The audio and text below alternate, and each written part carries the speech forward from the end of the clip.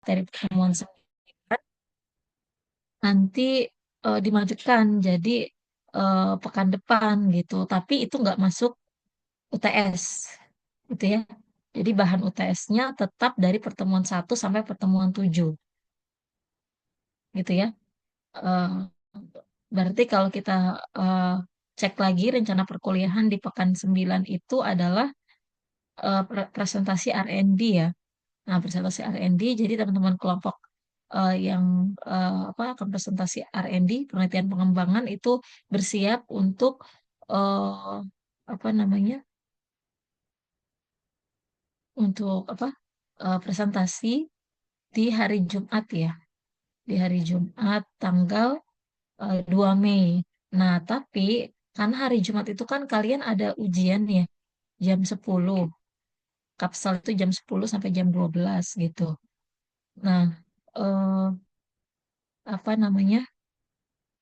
Mungkin kan perlu eh, fokus dulu mungkin ya ke UTS-nya gitu ya. Jadi perkuliahannya bisa setelah itu saja gitu ya. Nah, tapi karena ada 2 kelas nih, nggak apa sampai sampai sore boleh gitu ya. Eh, karena kan kita daring, karena nggak ada ruangan ya. Kan besok itu dipakai untuk UTS semua, jadi tidak ada ruangan. Nah, eh, rencana awalnya saya itu akan apa namanya ya, eh, mengadakan pertemuan ke-8-nya ini presentasi R&D itu di tanggal 2 Mei di siang atau sore hari gitu. Nah, tapi kira-kira keburu nggak? Atau kalian ada saran atau ya masukan gitu ya? eh, Sebaiknya untuk pekan ke-8 itu presentasinya di hari apa gitu dan jam berapa? Karena lagi UTS, saya eh, cenderung lebih luang ya, karena kan sudah terjadwal. Saya ada jadwal UTS itu yang dapat di pekan ke-8 itu ada hari Senin jam 8, kemudian hari Jumat jam 8 gitu ya. Nah, di luar itu kayaknya nggak ada UTS deh, kayaknya nggak ada UTS gitu. Jadi boleh kalau mau di luar hari Jumat gitu ya. Ya, baik Ibu. Nanti mungkin kita diskusi dulu di kelas baru disampaikan ke Bu Nini. Tapi ya terima kasih ya. Tapi perlu dipisah berarti ya karena kan presentasi kelompok kayak gitu. Ya, Nah, jadi kita baik di Ibu. pekan kedua ya, kayak di pekan kedua, pekan kedua. Nah, tapi saya baru dapat info lagi nih. Karena apa namanya harusnya kan Bu Pinta ya yang ngajar sebelum UTS ini gitu. Nah, ketika sudah terjadwal Medlit itu tidak di pekan pertama, saya baru dapat info kalau Medlit itu UTS-nya apa namanya daring melalui LMS. Itu saya udah setelah dapat info itu saya udah langsung lapor ke admin ya, ke laboran yang menyusun jadwal dan ruangan gitu ya untuk di-plotting mata kuliah Medlit ini UTS-nya itu tidak perlu ruangan tapi dicari yang hari tidak ada UTS lain gitu. Karena nanti UTS-nya akan berlangsung eh, mulai pukul 8 ya, jadi kalian bisa akses soal mulai pukul 7.45 lah, jam 8 kurang gitu ya. Dan terakhir submit itu jam 13 gitu. Jadi kan mungkin nggak bisa ini ya, nggak bisa bareng UTS yang lain kan. Karena apa jam 8 walaupun udah selesai jam 9 gitu ya misalnya tapi kan mungkin kan ada yang belum selesai karena memang waktu yang diberikan cukup panjang sampai jam 13 gitu ya. Nah, eh, tapi udah terlanjur dibuat skenario kayak gitu ya. Jadi di pekan kedua nanti kalian ada 1 hari yang khusus UTS Medlit secara daring kayak gitu ya. Tapi jadinya di pekan kedua itu UTS gitu. Itu ya sedikit pengumuman tentang rencana perkuliahan kita sampai dengan pertemuan ke-9. Nah, satu lagi, saya kan waktu itu pernah menjanjikan ya, mau ada apa namanya dosen tamu gitu ya. Ya bukan dosen tamu dari luar sih, tetap dosen dari prodi pendidikan matematika. Tapi apa namanya, supaya metodologi penelitian ini kalian gak hanya dapat dari saya aja gitu. Karena kan kita harusnya tim ya, saya dengan Bu Pinta nih, karena apa namanya, qadarullah gitu ya, Bu Pinta tidak bisa eh, mengampu di semester ini. Jadi saya yang semuanya. Nah, kalian kan jadinya dapatnya hanya dari saya kan sejauh ini gitu. Makanya eh, kemarin saya minta tolong dosen lain untuk berkenan memberikan materi gitu ya, entah di di sini di kualitatif atau di kuantitatif. Kemarin itu belum belum ada yang cocok waktunya, belum ada yang bersedia gitu ya. Jadi belum bisa sampai dengan pertemuan ketujuh ini belum eh, bisa menghadirkan dosen tamu. Nah, nanti di pertemuan ke-10 ya, insya Allah akan ada dosen ya selain saya gitu ya. Saya juga hadir insya Allah gitu ya. Eh, apa namanya, untuk berbagi ya tentang salah satu metode penelitian gitu. Pertemuan ke-10 berarti tentang R&D ya. Jadi nanti R&D pekan depan kelompok presentasi. Nah, kemudian pekan depannya lagi UTS, lalu LMS. Nah, pekan depannya lagi di pekan ke-10. Nah, nanti kuliahnya itu eh, bersama saya dan juga dosen lain gitu ya, dosen tamu, dosen dari Prodi Pendidikan Matematika juga gitu ya. Jadi mohon diperhatikan itu ya. Dan apa namanya, harapan saya kalian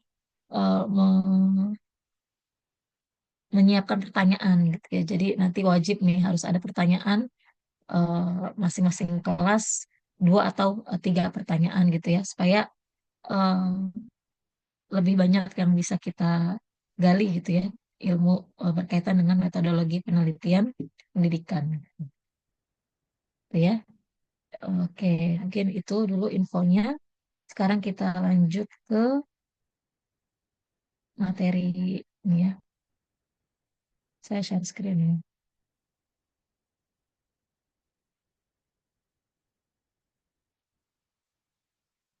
ya. Sorry, ini salah. Ini nggak share ini.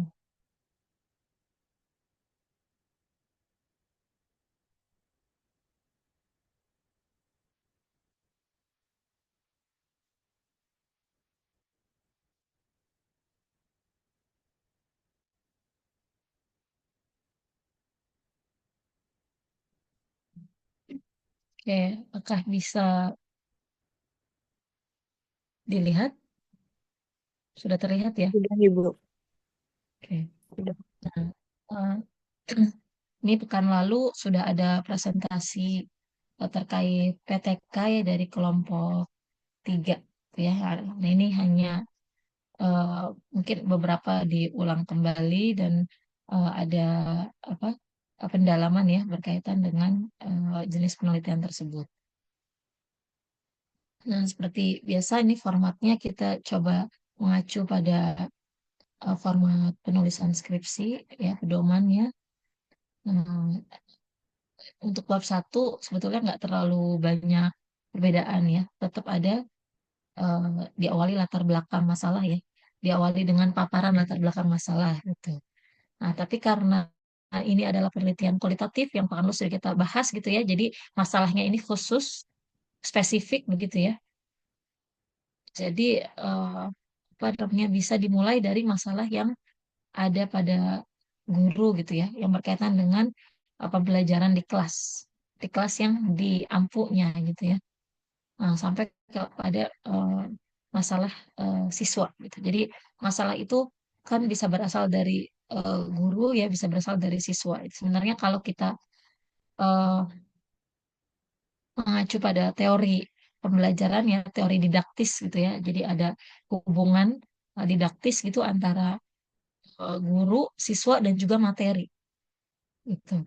Nah, ini masalah yang muncul di kelas ya, entah itu hambatan belajar, learning obstacle, entah itu apa namanya, kesulitan belajar, learning difficulty gitu ya. Itu bisa muncul dari berbagai aspek gitu ya. Bisa dari cara mengajar gurunya, bisa dari siswanya ya, atau mungkin dari materinya misalnya, gitu ya. Jadi eh, bahan ajarnya, medianya gitu ya. Nah itu perlu digali gitu, dipaparkan masalahnya apa saja gitu. Nah, ketika bicara tentang masalah yang ada pada siswa ya terkait dengan misalnya masalah pada materi tertentu gitu ya, kemudian masalah pada kemampuan berpikir matematis tertentu, ini dipaparkan data hasil pekerjaan-pekerjaan siswa gitu ya yang masih salah gitu. Nah, jadi eh, kalau di penelitian kuantitatif, ketika kita memaparkan kesalahan siswa itu tidak harus siswa yang eh, diteliti gitu ya, bukan tidak harus siswa di kelas yang akan kita teliti gitu ya. Tapi kalau apa namanya pada kualitatif karena sudah jelas mau meneliti di mana, maka masalah-masalah siswa tersebut yang kita angkat gitu. Nah, berikutnya setelah diuraikan masalah berkaitan dengan guru, cara mengajarnya, misalnya kemudian dari siswanya, dilanjutkan pada paparan latar belakang masalah tentang model atau metode atau pendekatan pembelajaran, ya, seperti apa yang eh, dapat mengatasi masalah tersebut. Itu jadi tetap harus ada teori ya, walaupun ini penelitian kualitatif ya, yang berbasis pada fenomena. Kalau kuantitatif kan lebih lebih ke memang uh, terkait teori itu emang bergantung banget lah ya. Oh, tapi kalau pada kualitatif itu kan sebenarnya uh, bergantung pada fenomena, tapi tetap uh, apa namanya kita perlu ada teori gitu ya berkaitan dengan model atau metode yang cocok gitu untuk mengatasi masalah tersebut gitu. Nah, berikutnya setelah latar belakang itu ada fokus penelitian dan pertanyaan penelitian. Gitu. Nah, jadi di fokus dan pertanyaan penelitian ini sudah spesifik menuju pada apa sekolahnya mana, materinya apa, nah, kelas mana yang akan digunakan dalam penelitian. Jadi itu di fokus dan pertanyaan penelitian itu kalau di latar belakang mungkin masih umum gitu ya, tapi kalau di fokus dan pertanyaan penelitian sudah menjurus gitu ya. Nah, kemudian mungkin perlu ada batasan-batasan istilah jika diperlukan, maka bisa dimunculkan ya sub bagian tersebut. Nah, berikutnya manfaat penelitian ya untuk berbagai kalangan. Kalau tujuan penelitian ada di bab 3, jadi nggak perlu double. Pilih salah satu aja mau tujuannya sorry, manfaatnya di bab 1, tujuannya di bab 3 gitu. Jangan di bab 1 ada tujuan juga, di bab 3 ada tujuan juga, gitu. Nah, ini kita coba bedah judul skripsi yang yang merupakan jenis penelitian tindakan kelas ya. Ini salah satu contohnya efektivitas blended learning berbantuan media Telegram dan Zoom Cloud Meeting terhadap kemampuan pemahaman konsep matematis siswa di kelas 81 SMP Negeri Kesatria Jakarta. Nah, kemudian fokus penelitiannya berdasarkan ada paparan masalahnya di latar belakang ya. Kemudian fokus penelitiannya disampaikan berdasarkan latar belakang masalah yang telah dipaparkan, maka fokus penelitian ini adalah pembelajaran blended learning dengan berbantuan media Telegram dan Zoom Cloud Meeting diharapkan efektif dalam meningkatkan kemampuan pemahaman konsep matematis siswa kelas 81 di SMP Kesatria Jakarta. Nah, kemudian rumusannya bagaimana efektivitas pembelajaran blended learning perbantuan media Telegram dan Google Meeting terhadap kemampuan pemahaman konsep matematis siswa kelas 81 di SMP Kesatria Jakarta. Nah, jadi eh, di fokus dan di rumusan itu dua-duanya sudah spesifik kan. Ada materinya apa, kelasnya kelas mana gitu ya, sekolahnya sekolah di mana. Nah, tapi kalau di fokus ini berupa pernyataan. Tapi kalau di rumusan masalah itu berupa pertanyaan. Nah, ini ada apa namanya batasan masalah. Nah, sebenarnya batasan masalah itu nggak perlu diada-adain ya. Misalnya kayak gini kan, materi yang dibahas adalah eh, apa namanya di sini SPLDV eh, bertepatan dilaksanakan oleh ini semester ganjil, subjeknya apa gitu ya, penelitiannya pakai apa gitu. Sebenarnya ini kan sudah ada di eh, fokus dan rumusan masalah gitu. Jadi nggak perlu ditambahin lagi di batasan. Nah, nah ini coba kita lihat tadi fokus penelitiannya ya. Kalau eh, berdasarkan apa namanya panduannya, rumusan masalah itu sama fokus itu jadi satu satu kesatuan ya. Jadi fokus penelitian dan pertanyaan penelitian gitu. Nah, jadi tapi sebenarnya sama aja ya. Berdasarkan latar belakang, fokusnya apa, nah kemudian eh, rumusannya disampaikan bagaimana efektivitas dan seterusnya. Nah, kalau yang pertama tadi di rumusannya bagaimana efektivitas pembelajaran blended learning dan seterusnya gitu ya.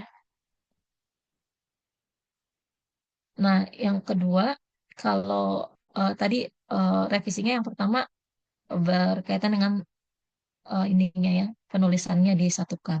Nah, kalau yang kedua, ini di bagian rumusannya itu supaya dapat terukur.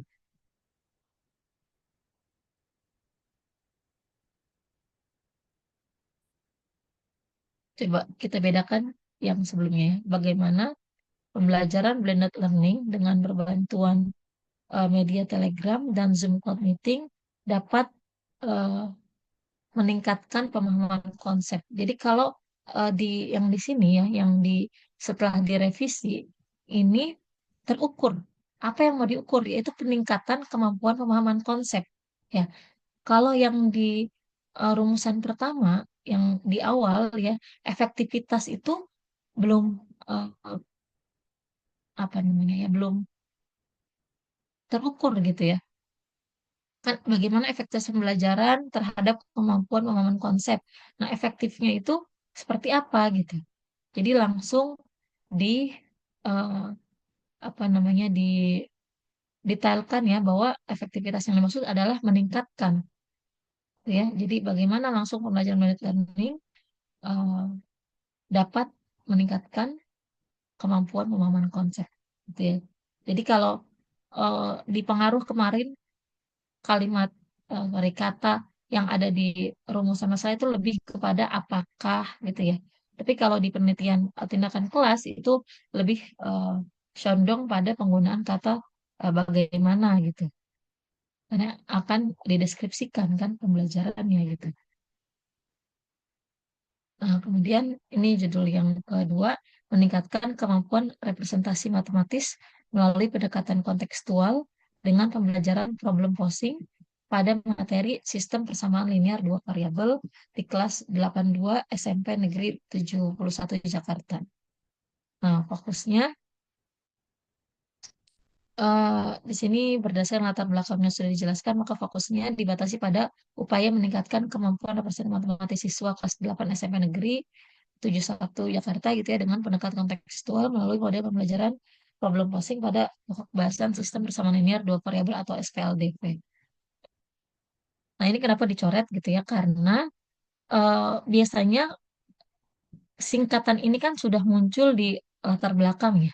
Jadi ketika kita latar belakang itu udah nyebut-nyebut materi sistem persamaan linear dua variabel atau SPLDV ya, maka seterusnya cukup dipakai SPLDV-nya aja.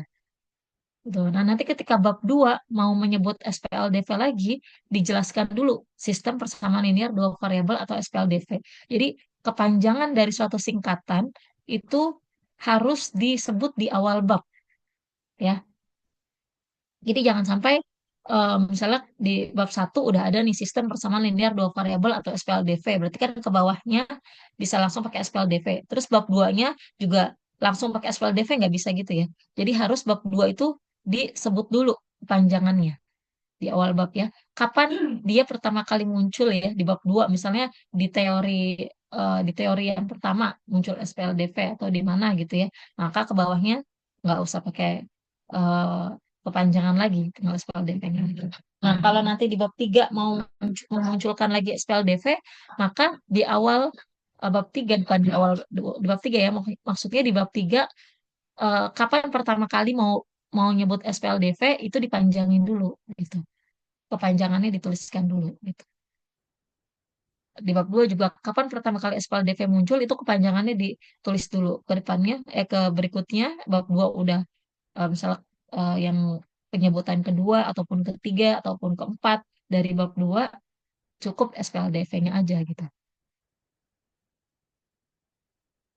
Nah, ini kalau deskripsi ini tidak ada batasan istilah dan tidak ada eh, manfaat penelitian. Kalau manfaat penelitian harus ada ya.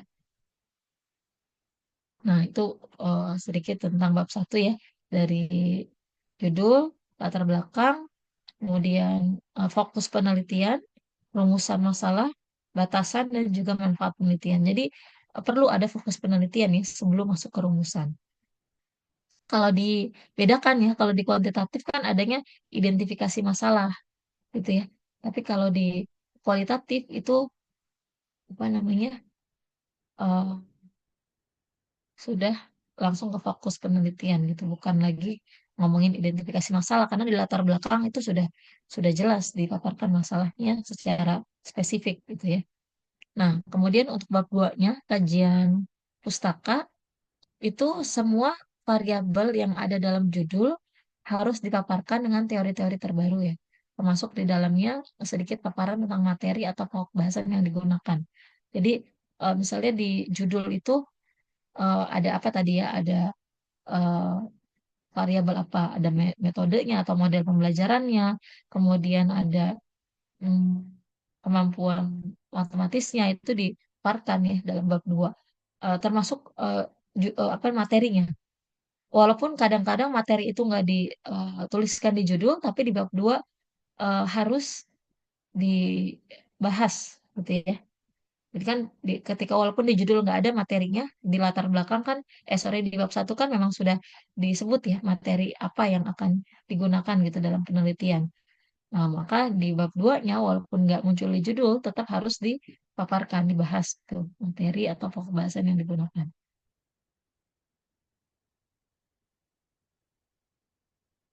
Nah, berikutnya penelitian yang relevan. Nah, ini saya sudah eh, tegaskan ya berkaitan dengan penelitian yang relevan waktu di kuantitatif. Jadi harus ada penelitian yang kita rujuk gitu, yang kita eh, gunakan gitu ya, eh, yang berkontribusi gitu ya dalam penelitian kita gitu. Nah, jadi nggak sekedar dicantumkan apa persamaannya, apa perbedaannya dengan penelitian kita gitu. Oh, kalau ini mengukur kemampuan ini, kalau saya mengukur kemampuan itu, nggak sekedar gitu. Tapi apa relevansi penelitian itu terhadap penelitian kita, ya? Penelitian itu sampai mana gitu. Kemudian kita itu posisinya di mana, seperti itu. Atau hasil dari penelitian itu seperti apa, sehingga penelitian kita ini eh, apa namanya arahnya ke sana seperti itu. Jadi harus ada relevansinya. Nah, kemudian kerangka berpikir ini juga sudah saya jelaskan waktu pendalaman materi yang kuantitatif ya. Tidak ada teori lagi dalam kerangka berpikir. Kalaupun mau ada pendapat ahli yang dikutip itu sudah pakai bahasa sendiri gitu ya. Jadi nggak ada kutipan gitu di kajian, sorry di kerangka berpikir. Nah, hipotesis tindakan penelitian harus relevan dengan fokus penelitian. Jadi eh, apa namanya tetap ada hipotesis ya di penelitian kualitatif ini. Karena kan ada teori yang dipaparkan gitu. Jadi eh, apa namanya ketika kita bahas teori gitu ya, kita bisa mengemukakan hipotesis gitu ya dugaan bahwa misalnya apa namanya eh, si model apa bisa meningkatkan kemampuan apa. Nah, ini sesuaikan dengan fokus penelitian ya. Kalau yang di kemarin ya kuantitatif juga saya minta hipotesis penelitian itu harus selaras dengan rumusan masalah kan. Nah, ini juga rumusan masalah kan berkaitan dengan fokus penelitian juga ya. Nah, maka hipotesis tindakan penelitian juga harus relevan dengan itu. Nah, kita kembali ke contoh judul yang tadi. Di sini tadi sudah direvisi ya, apa namanya? fokus penelitiannya. Nah, bisa pakai kalimat ini. Jadi kalian ketika menuliskan fokus penelitian gitu ya, rumusannya ada di dalam sini gitu. Jadi nggak usah ditulis tersendiri gitu ya. Jadi ini bisa digunakan. Misalkan berdasarkan latar belakang masalah dan seterusnya gitu ya, fokusnya gini gitu. Eh, Kemudian bisa pakai kalimat pengantar ini. Agar fokus penelitian dapat terukur, maka diajukan pertanyaan penelitian sebagai berikut. Nah, pertanyaan penelitian ini kan tidak lain adalah rumusan masalah. Bagaimana pembelajaran blended learning dengan bantuan media Telegram dan Zoom Cloud Meeting dapat meningkatkan kemampuan pemahaman konsep matematis siswa kelas 81 di SMP Kesatria Jakarta. Itu jadi itu eh, tersirat ya rumusan masalahnya gitu. Kata-kata rumusan masalahnya maksudnya nggak ada di sini, tapi ya ini tidak lain adalah rumusan masalah gitu ya. Em, Kebetulan di skripsi Triana ini itu tidak ada hipotesis tindakannya. Kalau misalnya dengan judul ini kita mau tuliskan hipotesis tindakannya, maka kira-kira seperti ini. Dengan penerapan pembelajaran blended learning berbantuan media Telegram dan Zoom Cloud Meeting, diharapkan dapat meningkatkan kemampuan pemahaman konsep matematis siswa kelas 81 di SMP Kesatria Jakarta. Nah, ini kan relevan ya dengan fokusnya gitu ya. Fokusnya kan pembelajaran blended learning dengan bantuan media itu dia harapkan efektif dan seterusnya. Ini yang bisa kita gunakan juga sebagai hipotesis tindakan penelitian. Nah, ini skripsi yang kedua yang meningkatkan kemampuan representasi matematis melalui pendekatan kontekstual dengan pembelajaran problem posing pada materi SPLDV di kelas 82 SMP Negeri 71 Jakarta. Nah, fokusnya tadi ya, bagaimana pendekatan kontekstual dengan model pembelajaran promosi ini dapat meningkatkan kemampuan representasi matematis dan seterusnya. Nah, berarti hipotesisnya adalah, nah, berdasarkan latar belakang masalah, kajian teori, ini kalau esternya menulisnya kajian deskripsi teori, tapi kan kita cukup tulis kajian teori aja.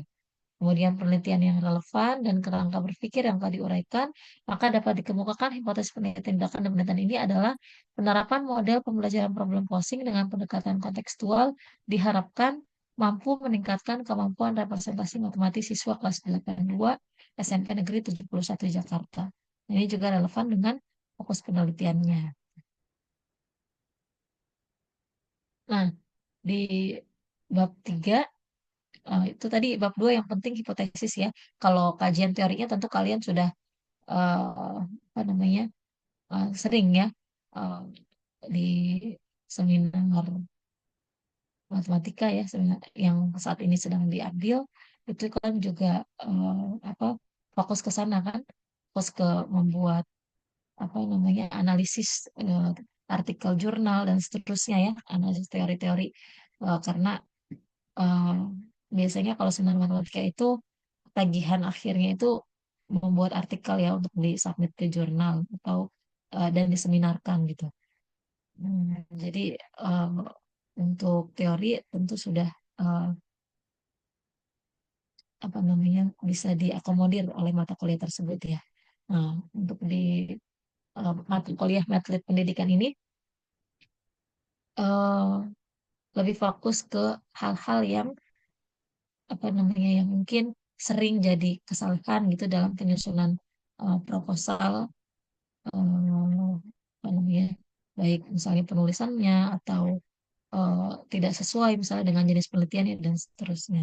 Makanya yang di highlight adalah hal-hal yang penting ya. Jadi kalau kayak di bab 1 itu berkaitan dengan judul, latar belakang, rumusan gitu ya. Terus fokus penelitian. Nah, kalau di bab 2-nya tadi ke apa kerangka berpikir dan juga hipotesis tindakannya. Nah, untuk metodologi penelitian ini di PTK ini ada tujuan penelitian, kemudian ada pendekatan jenis dan prosedur penelitian, ada kehadiran peneliti dan lokasi penelitiannya di mana, berikutnya sumber dan jenis data, subjek penelitian dan instrumen penelitian, teknik pengumpulan data, validasi data, analisis data, desain penelitian, tahap-tahap penelitian, dan indikator keberhasilan.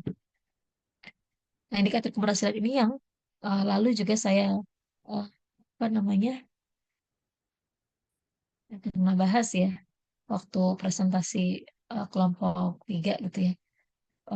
Saya sempat tambahkan sedikit gitu ya bahwa pada penelitian tindakan kelas ini harus ada indikator keberhasilan gitu karena supaya penelitian kita terukur udah selesai belumnya gitu misalnya udah bisa selesai belum eh, tahap penelitiannya gitu. Nah, maka perlu ditetapkan indikator keberhasilan dia adanya di bab 3.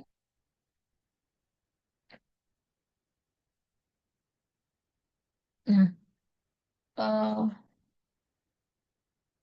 ini berkaitan dengan ini aja ya, eh, kalimatnya gitu ya. Kalau kalimat awalnya subjek penelitian ini adalah seluruh siswa kelas 82 SMP Negeri 7 Jakarta yang berjumlah 36 orang. Tapi supaya eh, lebih apa namanya ya tajam gitu ya, eh, bisa diubah dengan kalimat ini. Penelitian dilakukan di kelas mana gitu ya, dengan siswa sebanyak berapa orang gitu. Nah, kemudian karena sebenarnya bukan jumlah ya. Kalau orang matematika itu harus paham ya. Kalau misalnya eh, di kelas ini jumlahnya siswanya berapa orang gitu misalnya gitu ya.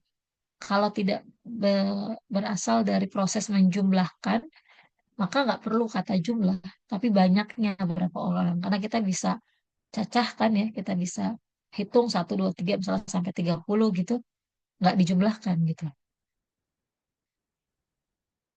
Kalau misalnya banyaknya siswa, itu biasanya kurang tepat kalau pakai kata jumlah siswa. Nah, berikutnya dari 36 orang, 6 orang dipilih secara khusus untuk diamati sebagai subjek penelitian untuk mempermudah proses penelitian khususnya dalam memperoleh data. Nah, ini kalau penelitian kualitatif itu kan harus dalam sekali ya analisisnya gitu. Jadi nggak mungkin 36-36-nya itu kita analisis gitu. Jadi pilih subjek penelitiannya itu eh, 6 orang. Makanya tadi kenapa ini dicoret subjek penelitian ini adalah seluruh siswa karena yang jadi subjek itu ya 6 orang ini, bukan 36-36-nya. Tapi penelitian kita itu dilakukannya di kelas itu yang jumlahnya 36 orang. Tapi yang kita gunakan sebagai subjek penelitiannya itu hanya yang 6 orang. Nah, 6 orang ini dipilih berdasarkan hasil dari nilai tes awal kemampuan representasi matematis dan diskusi bersama guru matematika, kemudian dibagi ke dalam 3 kelompok, yaitu 2 siswa kelompok bawah, 2 siswa kelompok tengah, dan 2 siswa kelompok atas. Nah, pengelompokan dilakukan berdasarkan hasil tes awal kemampuan representasi matematis yang dilakukan pada saat observasi awal dan hasil dari nilai tes siswa. Nah, ini ya salah satu ciri lagi dari penelitian kualitatif kalau dia itu eh, tidak ada sampling gitu. Jadi ngambil 6 orangnya ini juga berdasarkan apa namanya ya kepentingannya peneliti gitu. Peneliti maunya dua itu dari kelompok tinggi, dua dari kelompok sedang, dua dari kelompok bawah. Tuh. Nah, kemudian dari itu kan pasti kelompok rendah, kelompok tengah, kelompok tinggi itu kan eh, nggak cuma dua sebenarnya ya, ada lebih dari dua pasti. Nah, kenapa kita pilih 2 orang itu ya itu bebas aja. Bebas. Kenapa kita pilih dua itu bebas? Misalnya dia lebih kooperatif, misalnya dia bisa menjelaskan dengan baik kalau kita tanya gitu kan, kalau kita wawancara gitu. Jadi nggak harus random gitu. Jadi ini disesuaikan saja dengan kebutuhannya peneliti gitu. Makanya saya bilang kalau penelitian kualitatif itu eh, sangat dimungkinkan adanya subjektivitas dan itu nggak masalah dalam penelitian kualitatif. Yang penting analisisnya tepat gitu. Nah, berikutnya teknik pengumpulan data dan validitas data. Nah, teknik memvalidasi data ini apa namanya yang sering dirujuk ya oleh mahasiswa itu biasanya moleong gitu, walaupun masih banyak mungkin eh, ahli lain yang bicara tentang validasi data. Nah, teknik yang akan digunakan dalam menguji validitas data penelitian ini adalah triangulasi. Triangulasi sumber dan triangulasi teknik ya kalau di eh, skripsinya siapa tadi, Triana atau Esther itu ya. Nah, kalian harus paham apa itu triangulasi sumber, apa itu triangulasi teknik. Jadi sebenarnya triangulasi ini kan berasal dari kata eh, triangle ya, tri gitu, tiga gitu kan. Jadi sebenarnya ada tiga yang berbeda gitu. Kalau triangulasi sumber itu berarti yang berbeda adalah sumbernya. Jadi kita ambil tiga sumber kalau secara bahasa ya etimologinya. Nah, kemudian kalau triangulasi teknik berarti yang tiga itu adalah tekniknya. Tapi nggak harus tiga sebetulnya ya, nggak harus tiga. Ini hanya istilah saja. Yang penting berbeda gitu. Jadi triangulasi sumber yaitu mendapatkan data dari sumber yang berbeda-beda dengan teknik yang sama. Jadi kalau triangulasi sumber tekniknya sama, sumbernya berbeda. Jadi kita sama-sama melakukan wawancara, wawancaranya nggak cuma kepada guru, tapi juga kepada siswa. Nah, kenapa istilahnya triangulasi gitu? Karena biasanya kalau misalnya dia itu eh, hasilnya bertolak belakang dan akan mengaburkan temuan penelitian kita, misalnya kita bisa ambil sumber yang ketiga kan ya, untuk misalnya ya mengkonfirmasi mana sebenarnya yang benar gitu. Misalnya hasil wawancara dari guru kita dapat informasi A, tapi wawancara dari siswa kok informasi berbeda lagi gitu. Berarti mungkin kita eh, cari informasi dari pihak yang lain gitu. Misalnya atau apa orang tua gitu ya, atau misalnya pihak apa namanya pihak sekolah, entah itu eh, kepala sekolah atau TU misalnya itu ya, kalau misalnya penelitiannya berkaitan dengan itu. Hanya disebutnya triangulasi. Teknik juga begitu. Triangulasi teknik tapi yang digunakan berbeda itu tekniknya. Misalnya tekniknya nggak hanya dengan memberikan soal, tapi juga dengan wawancara untuk mengkonfirmasi penelitian. Nah, itu ya.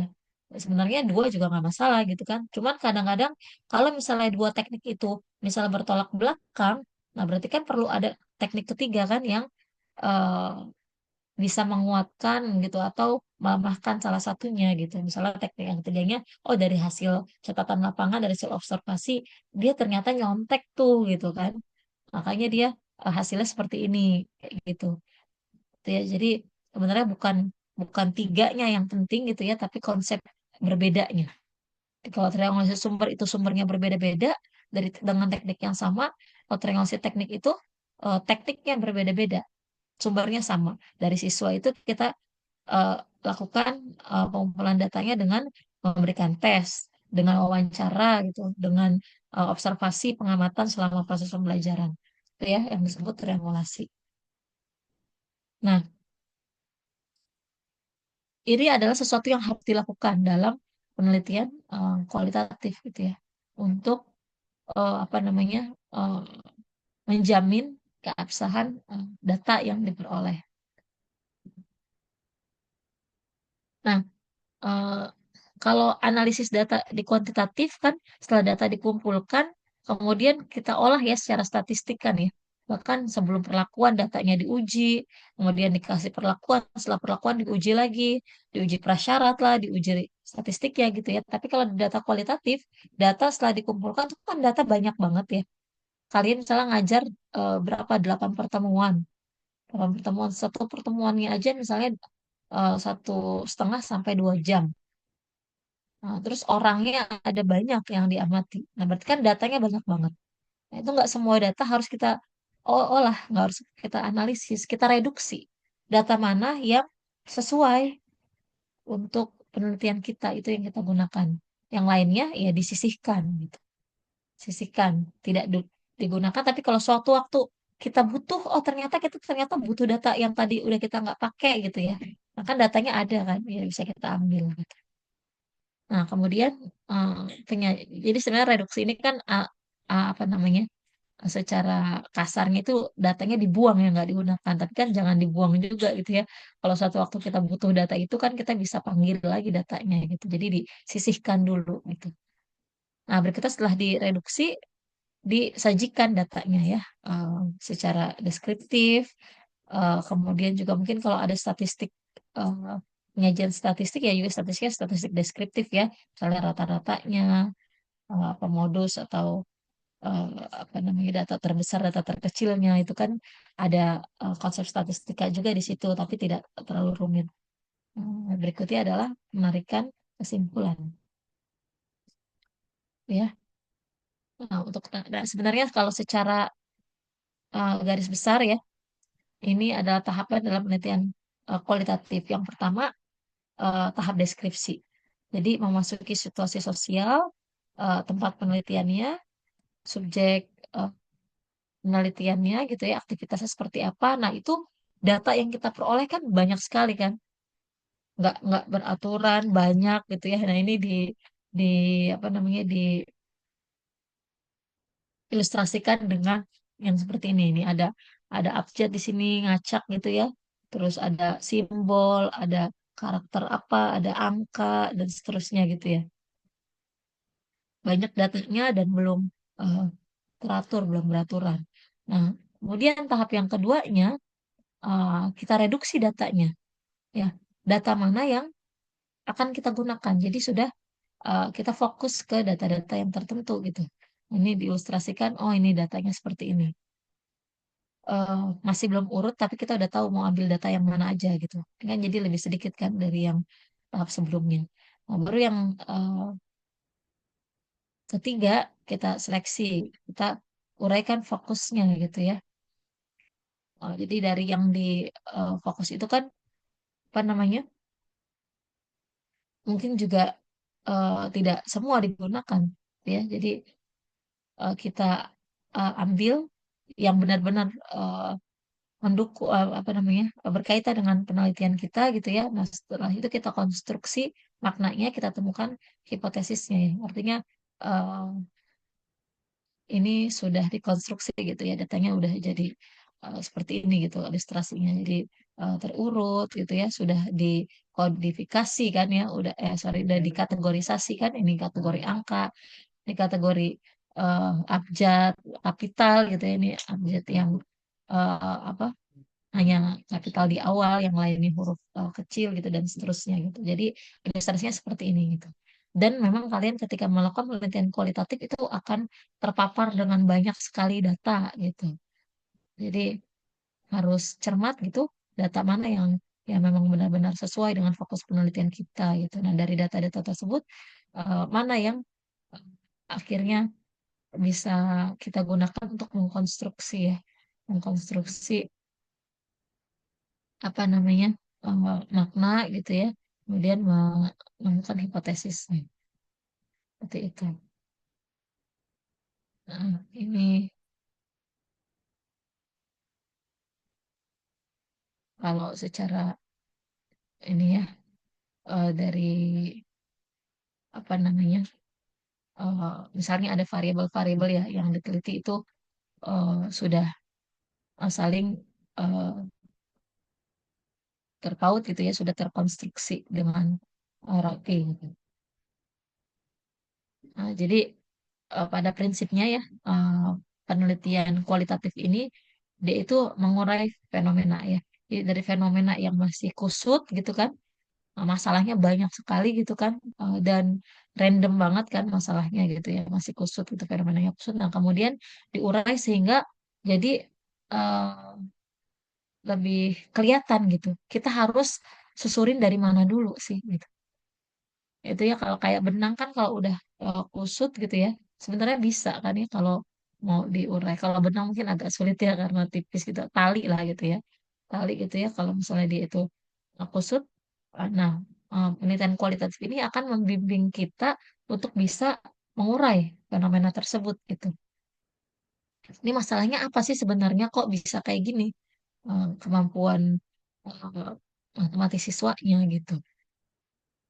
Nah, kemudian eh, dianalisis kan ya, dianalisis. Oh, jadi ternyata masalahnya ini, ini gitu ya. Nah, ketika sudah diurai fenomenanya, berikutnya dikonstruksi fenomenanya. Jadi kan tadi kan, oh masalahnya ini ada apa namanya medianya lah yang misalnya kurang eh, sesuai atau metodenya yang tidak sesuai dengan perkembangan berpikir siswa misalnya itu ya dengan kebutuhan siswa gitu ya udah terurai masalahnya apa aja. Berikutnya dikonstruksi. Susah. Nah, kalau gitu Susah sekarang berarti kemana-mana harus bawa KTP ya. apa Iya, namanya eh, jadinya model gue atau metode apa sih yang cocok diterapkan untuk menyelesaikan masalah itu untuk meningkatkan kemampuan berpikir matematisnya gitu ya. Jadi dikonstruksi maknanya gitu. Jadi sudah saling terhubung gitu ya. Jadi eh, fenomena-fenomena yang kita temukan itu nantinya bisa jadi temuan penelitian yang mengarah ke eh, hasil konstruksi ya, ke pembuktian hipotesisnya gitu ya. Oh iya ternyata apa namanya metode ini itu bisa meningkatkan kemampuan eh, berpikir matematis ini gitu. Seperti itu ya. Jadi eh, apa namanya eh, berbeda memang karakternya ya dengan penelitian kuantitatif gitu.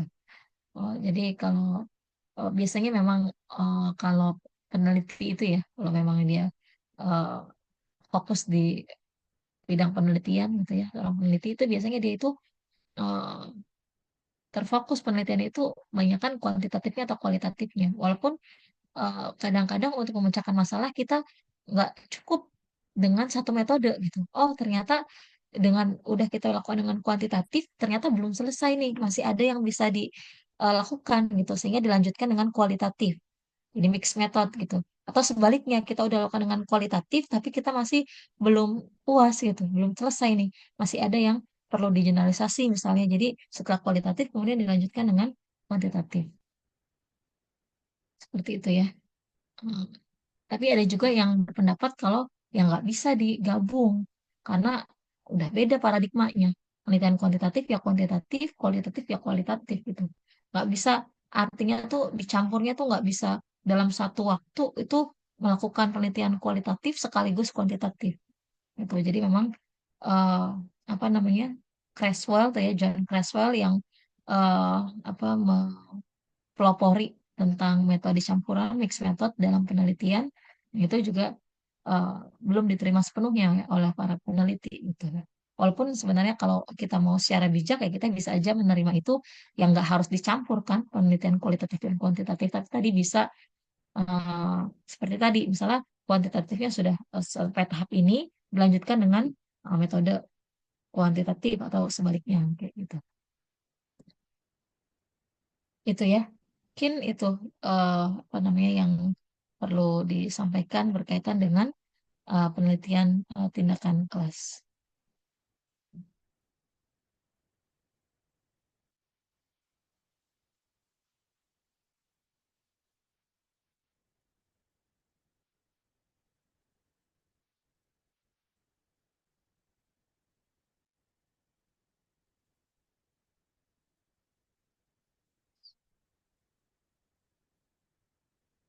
Oke, silakan jika ingin ada yang ditanyakan. Permisi Bu, saya izin bertanya. Oke, Saya silakan. izin bertanya. Iya, silakan Bintang. Permisi Bu, saya izin bertanya. Kalau tadi pada saat tadi menurut saya tuh pada saat validasi data dan analisis data itu sepertinya seperti penelitian kuantitatif yang membutuhkan uji statistiknya tuh secara inferensial ya menurut pemikiran saya. Nah kan kalau Hmm, kualitatif biasanya tuh cukup menggunakan statistika deskriptif saja Bu. Nah itu bagaimana Bu? Soalnya tadi banyak pengujian data-datanya seperti itu Bu. Nah ini Oke, baik. tadi yang Hmm, analisis data, terus ada hmm, hmm. validitas data. Nah itu Oke, menurut ya baik. pemikiran saya itu seperti kayak uji statistiknya tuh secara inferensial, Bu. Hmm, Nah, hmm, hmm, hmm. kalau dari pendapat Ibu itu, Ibu bagaimana ya? Karena kalau Oke, kualitatif ini kan penelitiannya yang menggunakan uji statistik deskriptif saja umumnya. betul. Jadi seperti itu pertanyaan dari saya, Ibu. Hmm, hmm.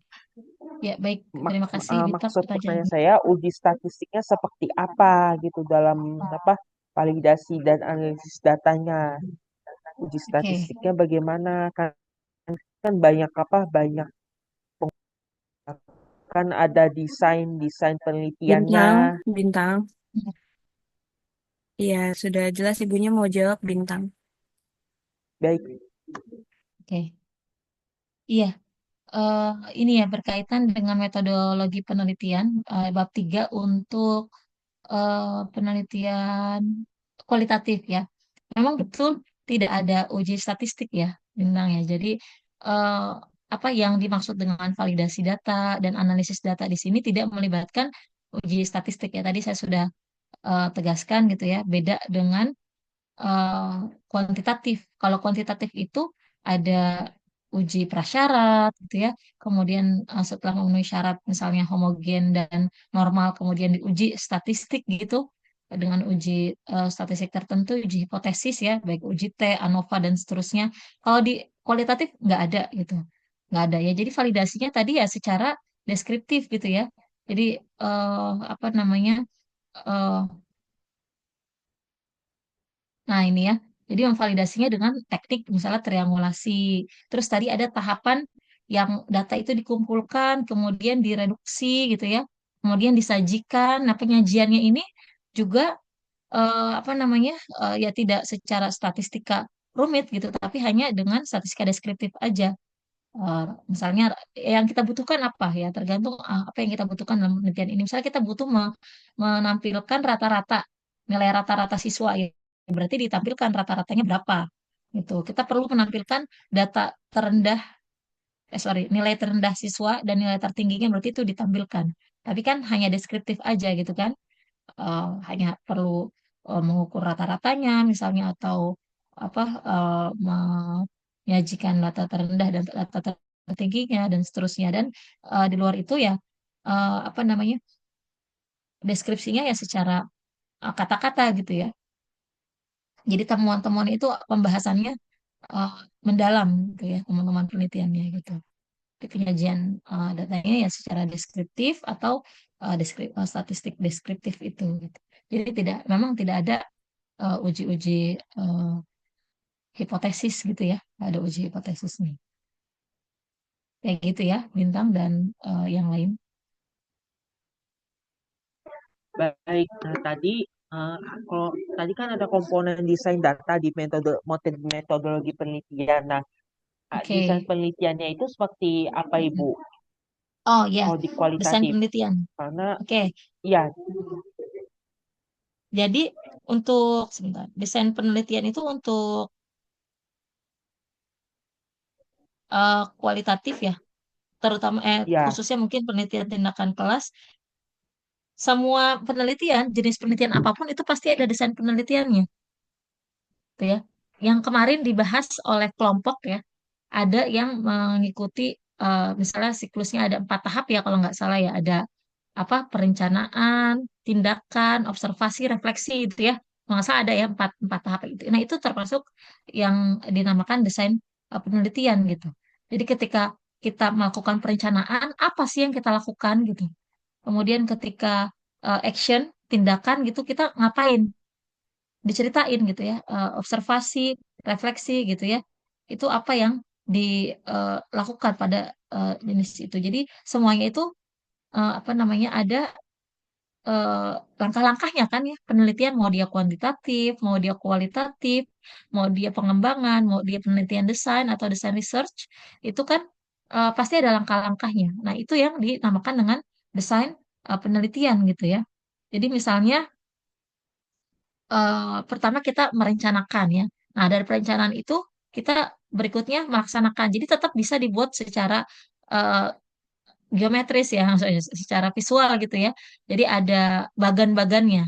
Misalnya dari perencanaan, kotak gitu ya, perencanaan, kemudian tanda panah, berikutnya dilaksanakan, habis dilaksanakan, apa tadi, observasi, ya, habis itu refleksi. Nah, itu siklus pertama, ya.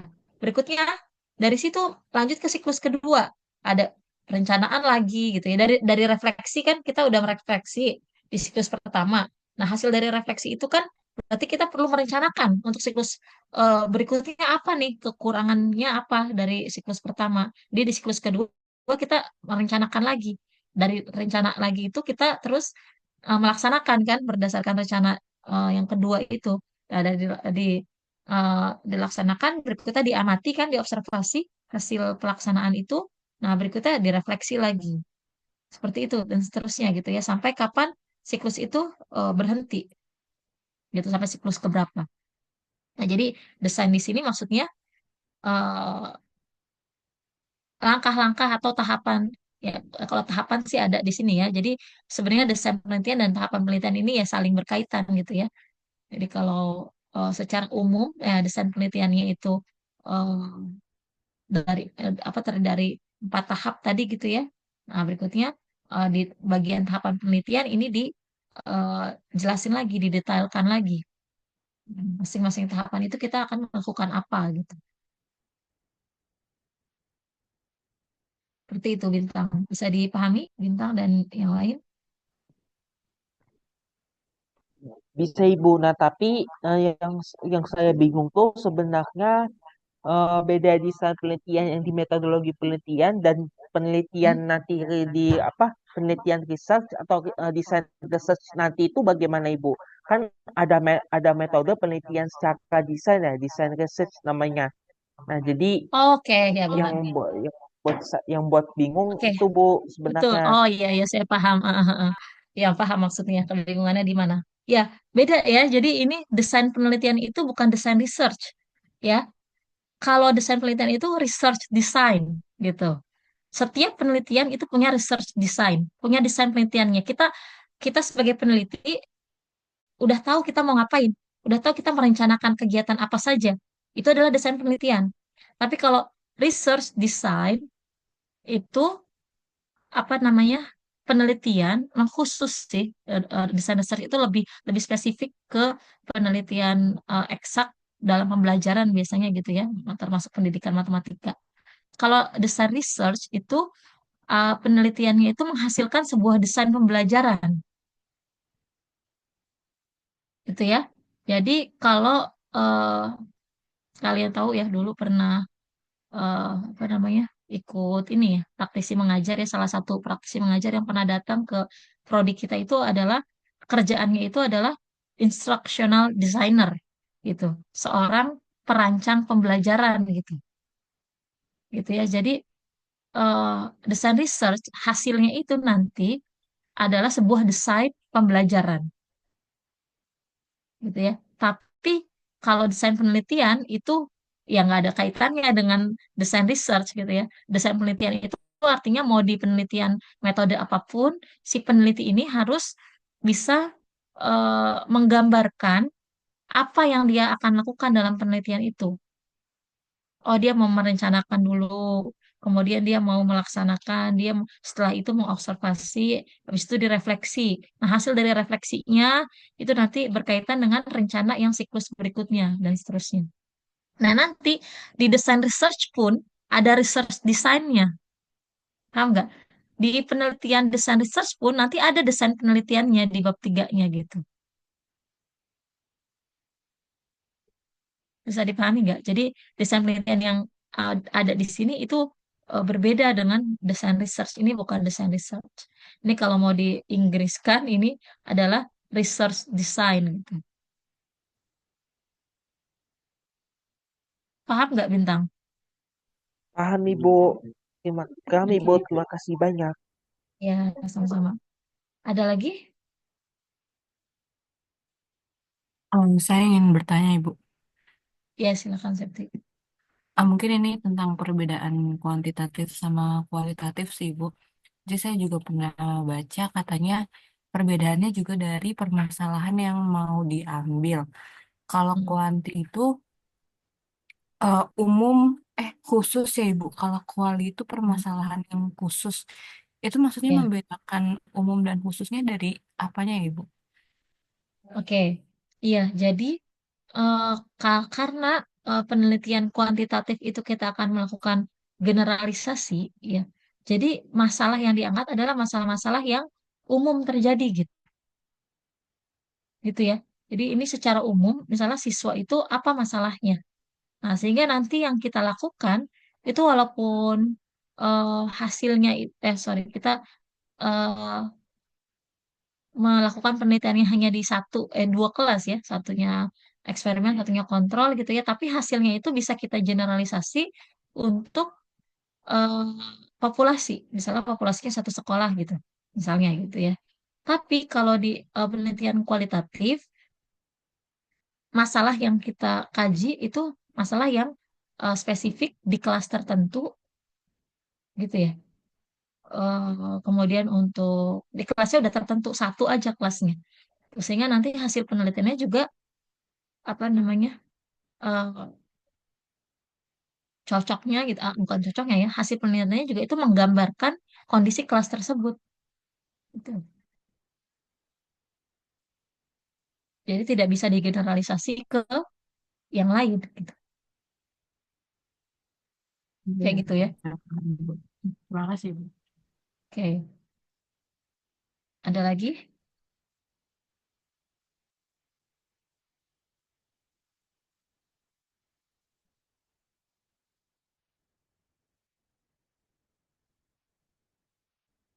Oke,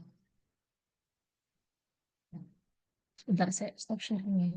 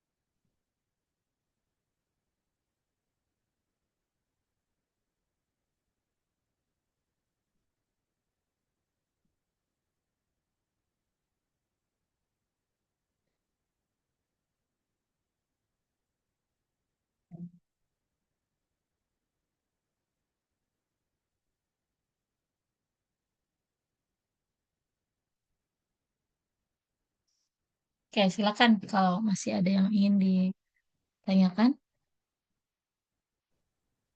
Ibu, maaf izin bertanya. Ya, silakan Dinda. Eh, Tadi kan di subjek penelitian tuh ada 6 siswa ya, Bu. Nah, kalau untuk Ya. PTK sendiri itu ada minimal untuk subjek penelitiannya atau menyesuaikan kebutuhan dari si penelitinya aja, Ibu? Oke, terima kasih.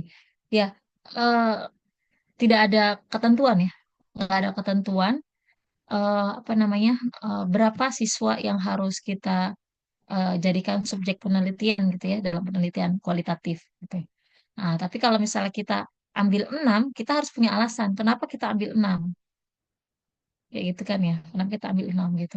Karena kalau mau 3 misalnya ya, kita ambil 3 masing-masing mewakili yang satu dari eh, yang kemampuannya rendah, satu sedang, satu tinggi gitu ya. Misalnya 3 aja itu ya nggak ada aturan ya sebenarnya. Tapi kan kalau misalnya 3 gitu ya, itu lebih riskan gitu ya.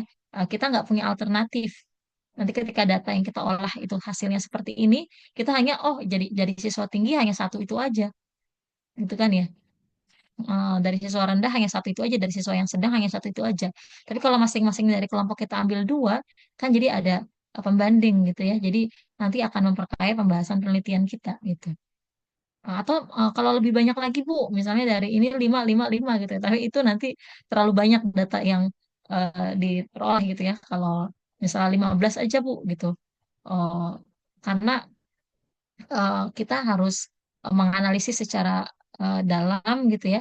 Jadi nggak harus banyak-banyak gitu ya untuk menentukan subjek penelitiannya. Nah kan kita memang melakukan penelitiannya di kelas kan yang satu kelas ya 30-40 orang gitu. Nah tapi kita perlu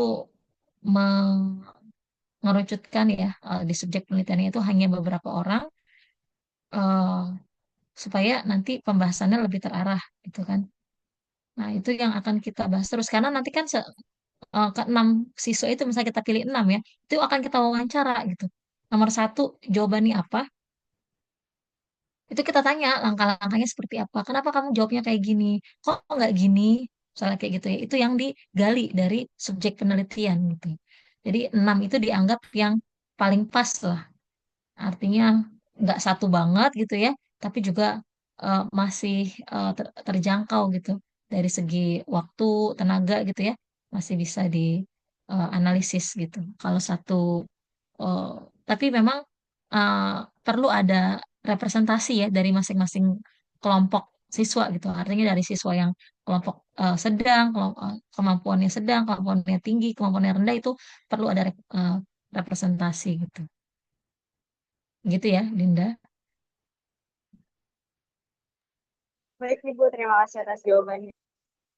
Iya, sama-sama. Ada lagi?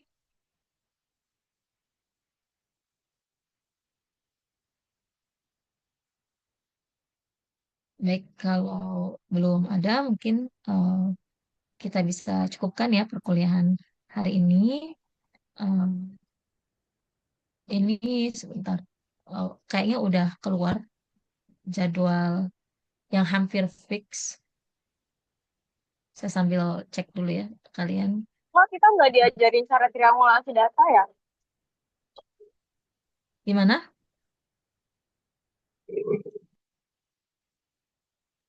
Enggak, Ibu, maaf.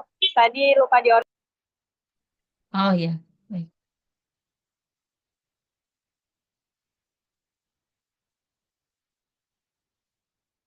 Kalian angkatan 22 ya? Bentar ya, saya. Iya, Ibu. Oh, berubah lagi ternyata kayaknya ya. Berubah lagi jadwalnya. Hmm, hari Jumat, kalian PM 22. Oh, PM 22 nggak ada nih. Hari Jumat nggak ada jadwal. Yang hari Jumat itu ada. Oh, micro teaching. Micro teaching ada ujiannya ya? Ada ujiannya nggak micro teaching? Halo?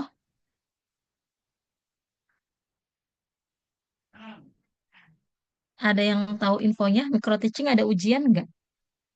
Nggak ada, Ibu. Nggak ada, Ibu.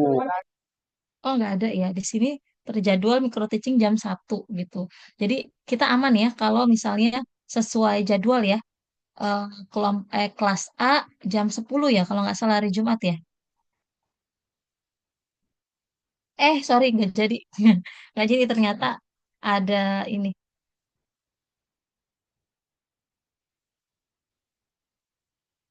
Ternyata ada Kapita Selekta tetap tetap ada cuma. Oke, nanti Kak, saya tunggu aja ya. Tunggu informasi dari PJ berkaitan dengan jadwal perkuliahan kita pekan depan. Baik, terima kasih atas perhatiannya untuk perkuliahan hari ini. Kita cukupkan. Assalamualaikum warahmatullahi wabarakatuh. Waalaikumsalam warahmatullahi Waalaikumsalam. Terima wabarakatuh. kasih, Makasih Ibu. baik, Ibu. Ya, saya